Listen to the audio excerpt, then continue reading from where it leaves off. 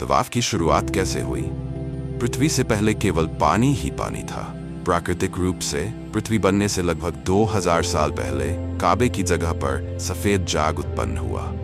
कुछ समय बाद ये झाग फैलकर ठोस भूमि में बदल गया।